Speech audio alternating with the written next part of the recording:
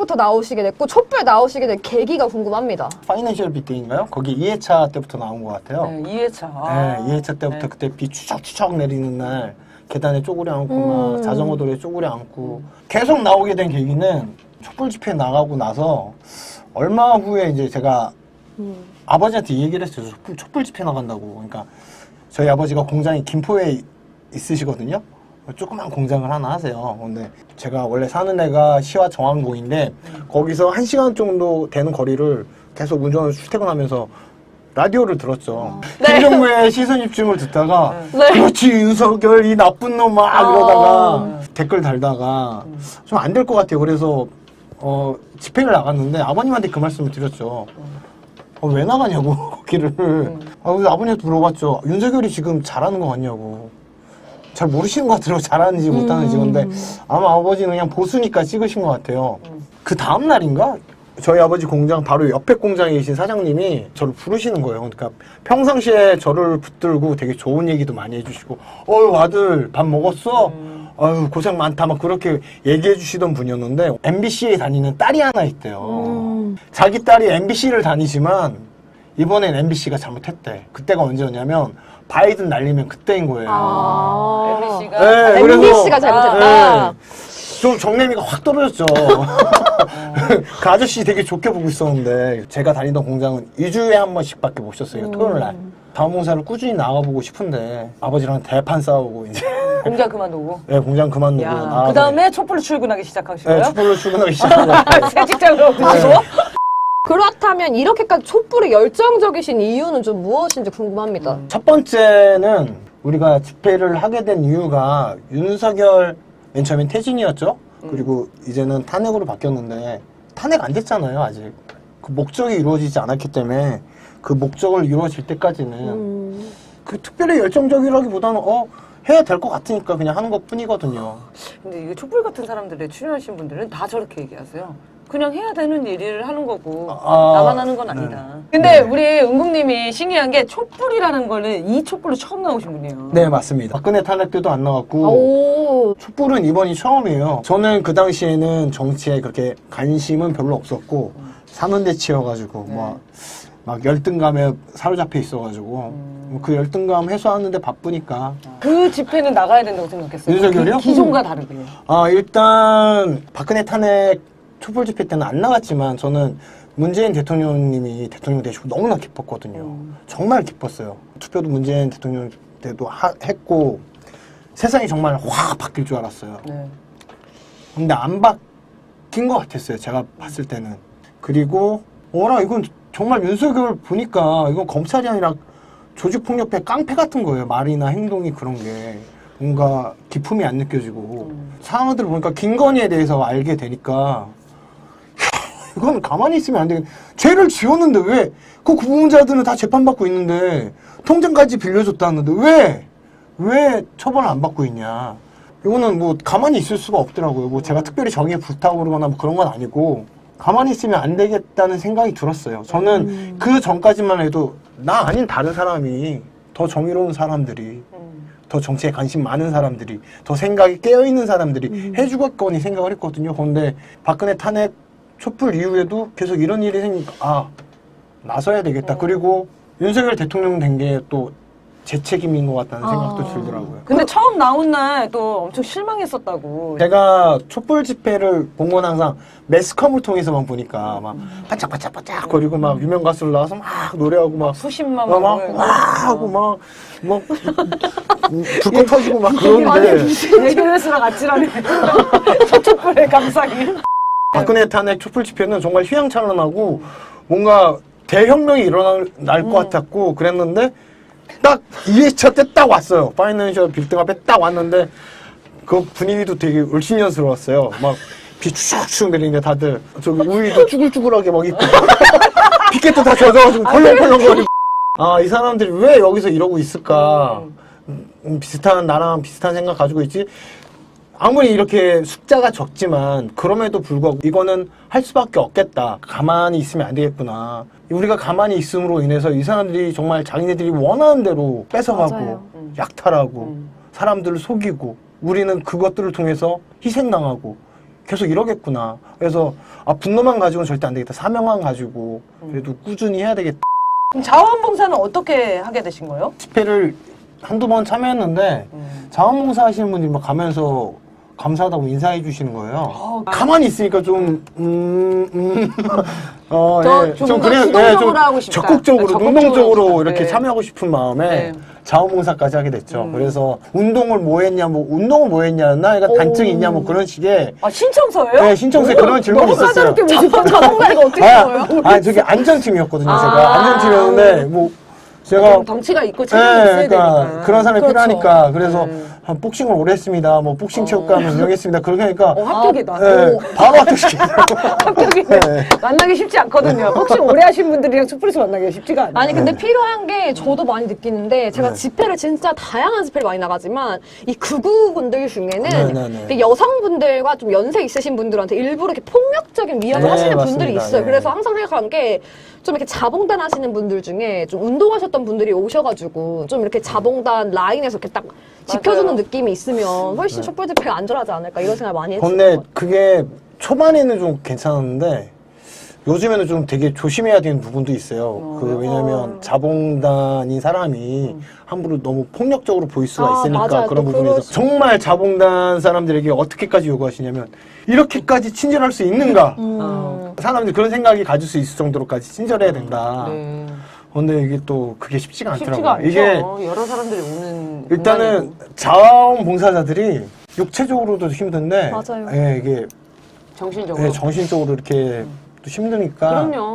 감동적인 이야기를 더 많이 알고 계실 것 같아요. 자봉하시고. 촛불시민분 중에 겨울이면은 따뜻한 음료를 손수 이렇게 가지고 오시고 여름엔 또 시원한 음료를 이렇게 가지고 미숫가루 타다 주시는 분 예, 아니에요? 막 이렇게 불러서 네. 막 한 잔 마시라고 막 볼 때마다 불러요. 진짜 이 방송을 빌어서 또 한 번 말씀드리고 네. 감사합니다. 감사합니다. 네, 저도 감사해요. 진짜 그분에게 감사하다고 말씀드리고 싶고 그다음에 집회 오시는 분 중에 약간 얼굴 검으신 선생님이신데 비닐봉지를 들고 다니면서 이렇게 쓰레기 치워주시는 분이 정말 계세요. 뭐 그분에게 돈을 주는 것도 아니고 누가 하라고 얘기한 것도 아닌데 본인이 그냥 스스로 이렇게 하시더라고요. 심지어는 행진도 계속 쭉 맞아요. 따라오시면서 끝까지 따라오시어요. 예, 너무나 고맙더라고요. 그러니까 그러신 분들에 대해서 이야기도 하고 싶어서 저는 제가 촛불 같은 사람들 나올 만한 수준은 아니라고 생각했고 정말 여러 많은 분들이 있거든요. 그러신 분들에 대해서 이야기를 하고 싶어서 또 나온 것도 있고 네.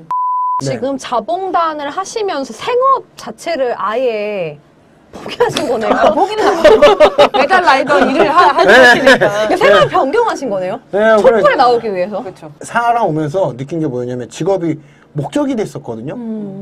근데 이거 하면서 느낀 건 그냥 직업은 수단에 불과하지 않구나. 그냥 뭐 내가 하고 싶은 게 이게 있으니까 여건이 이게 맞으니까 그런 직업을 택한 거라는 생각이 들더라고요. 그래서 직업은 수단에 수단이다. 불과하지 않는다. 그래서 빚만 늘어가고 있습니다. 수단이지만 생존의 목적이기도 하거든요. 빚만 늘어가고 있습니다. 한편으로는 너무 와닿는 말이지만 또 슬픈 게 뭐냐면 이게 직업으로서 사회에서 나를 그렇다고 해서 또 먹고 살게 해주진 않더라고요. 그래서 좀 네. 어떤 때는 너무 저도 힘들어요. 맞아요. 괴리감이 많아요. 근데 우리가 사실 생각해보면은 돈이 엄청 그렇게 많이 필요한 삶을 살 필요는 없거든요. 마음의 안정과 어떤 가치 있는 일을 했을 때 보람과 행복감 이게 엄청 큰 거잖아요. 지금 근데 그거를 촛불에 나와서 자봉하시면서 그런 걸 느끼게 되신 거죠. 그렇죠. 이게 시작이 언제였냐면 복싱 체육관 운영하면서 이제 저기 제가 이렇게 좀 트레이너로 일을 했었어요. 근데 학생들 되게 많이 가르쳤거든요. 근데 90 몇 킬로였던 애가 59킬로까지 빠지는 걸 봤어요. 제가 그걸 하면서 좋았던 게 뭐였냐면 누군가에게 무언가를 줄 수 있을 때가 행복한 거구나. 내가 무언가를 계속 가지려고 하는 것보다. 그래서 멋졌나요? 네. 지금 좀 약간 멋있었어요. 지금 약간 좀 멋있었어요. 내가 무언가를 가지려고 보다 줄 때 더 행복하다. 그거를 그때 조금 희미하게 느꼈지만은 여기 와서 가장 확실하게 느낀 것 같아요. 얘가 맞을지 모르겠는데 어느 분이 이제 저랑 자봉단에 있을 때 되게 친했거든요. 근데 그분이 주권당 문제 가지고 예, 저랑 틀어졌었어요. 저는 계속 기다렸죠. 우리는 그런 거 아니다. 계속 어떻게 특별하게 보여주려고 하기보다는 우리가 계속 하고자 했던 것들을 그냥 그대로 그냥 표현한 것 뿐인데 그분이 이제 자기가 그때는 오해했다.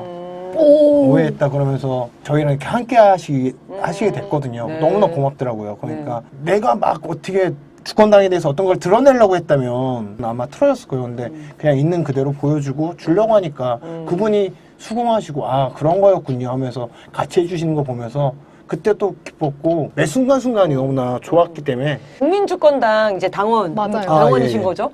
그래서 국민주권당 관련해서 사실 촛불 안에서 여러 가지 우려, 걱정, 뭐 논란 이런 것들이 있어서 많았죠. 굉장히 피곤하셨을 것 같아요. 그리고 좀 힘든 부분도 있으셨을 것 같아요. 어때요? 오해도 많이 받으셨죠. 네. 뭐 저럴라고 자봉했나 아니면 뭐 맞아요. 그런 그런 것도 얘기도 있고, 있었을 근데 것 같아요. 그런 것까지는 얘기하기 좀 그렇고 다만 좀 얘기하고 싶은 건 뭐냐면 같은 그 민주 국민이 주인됨을 위해서 흘러가고 있는데 우리는 다른 모양, 다른 형태, 다른 방법으로 흘러가 들어간다고 해서 이해를 못 해주시는 부분에서 마음 아팠던 건 있었고 그리고 제일 마음 아팠던 거는 우리가 죄인인가? 우리가 죄인인가? 우리는 윤석열 탄핵에 이게 도움이 될 것 같으니까 주권당의 제1공약은 윤석열 탄핵입니다. 우리는 여러분들과 같습니다. 여러분들과 같은 목적지로 가고 있는 사람들입니다라고 이렇게 설명을 하고 이해를 시키고 설득을 하려고 했는데 그것마저도 이제 서로에게 아픔이 되지 않았나 하는 생각이 들어서 이제 그런 것들을 내려놓으려고 했죠. 그리고 가장 큰 과제는 결과물로 행동으로 보여줘야지 그게 또 신뢰가 형성이 되고 믿음이 생기지 않을까 하는 생각이 네. 듭니다. 예. 보면서는 뭐 저도 사실 이제 그 논란에 같이 네. 뭐 그런 상황이었지만 그게 가장 속상했던 것 같아요. 다 똑같은 촛불 시민이거든요. 이해체부터 나온 촛불에 처음 나온 그런 분들이 이제 모여가지고 자기의 정치적 지향을 밝히는 거는 자유잖아요. 자유죠. 너무 속상할 정도로 공격을 많이 받았죠. 저도 근데 사실은 이 촛불은 맹구님도 마찬가지고 지금 은구님도 마찬가지고 정말 다양한 분들이 결국에 근데 하나의 세상을 원하는 거잖아요. 그렇죠. 민주주의의 가치가 실현되고 국민이 주인인 나라. 그걸 꿈꾸고 있는 바다는 똑같은 것 같아요. 근데 거기로 가는 물줄기가 좀 방향이 다른 것 뿐이죠.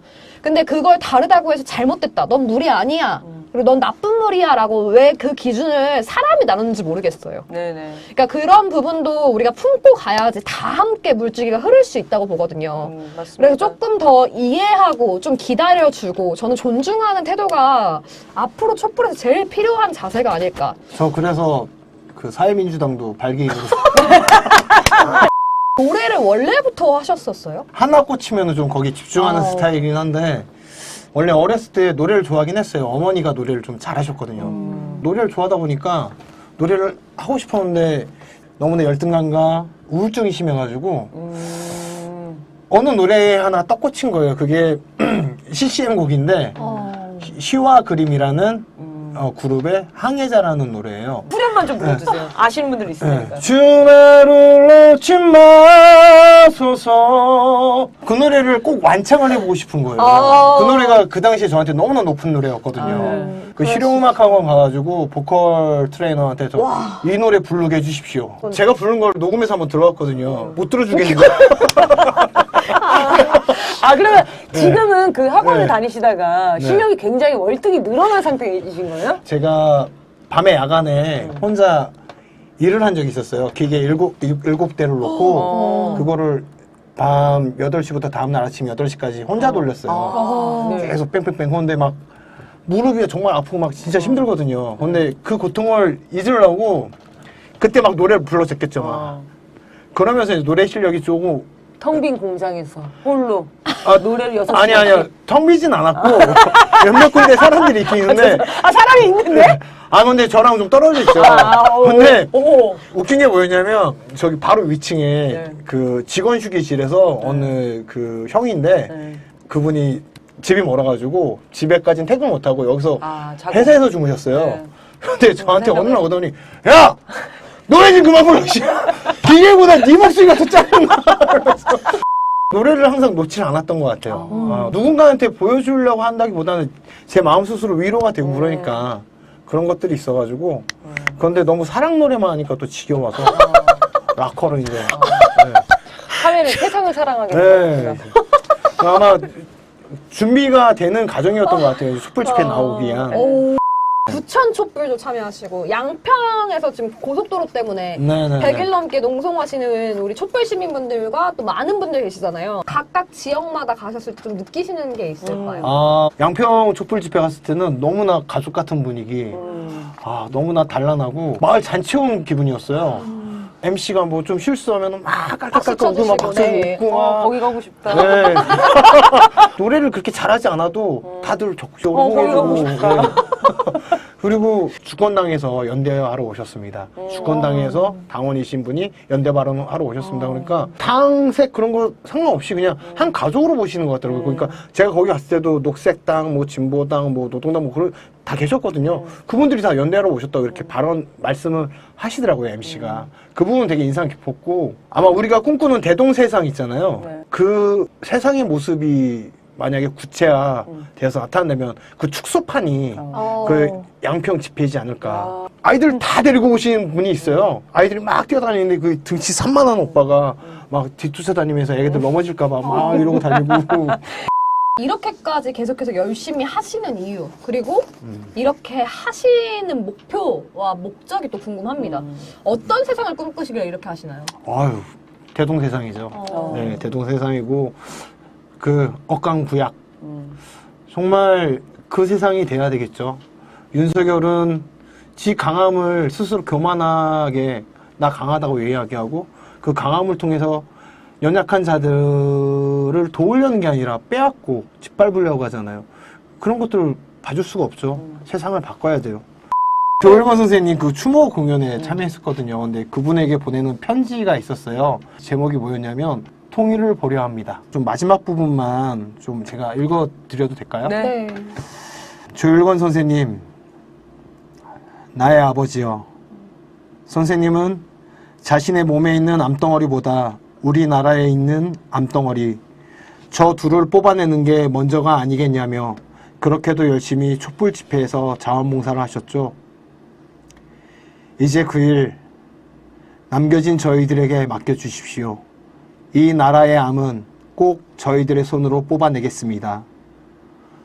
그리고 저는 이 세상에서 되도록이면 오래 있다가 선생님을 뵈러 가려 합니다.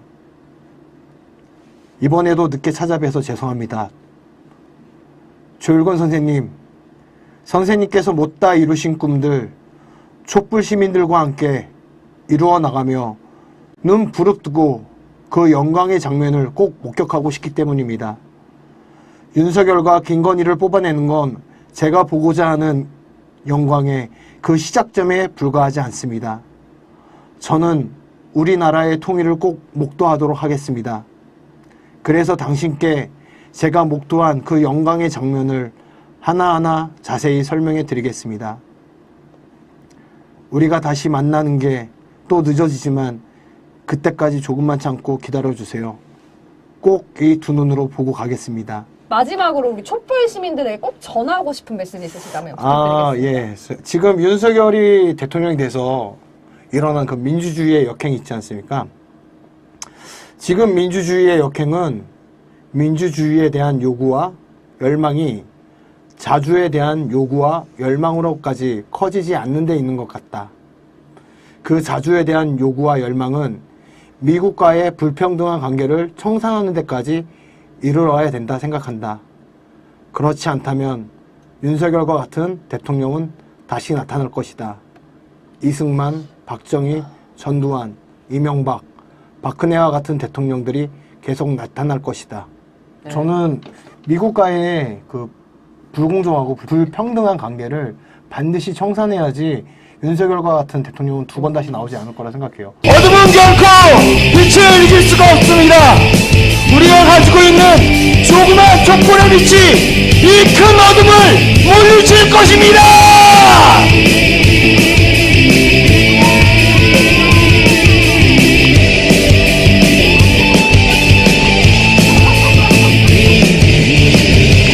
눈물 같은 몰짜기에 처음 달밤을 싫어 아무도 없는 뒤에 달밤이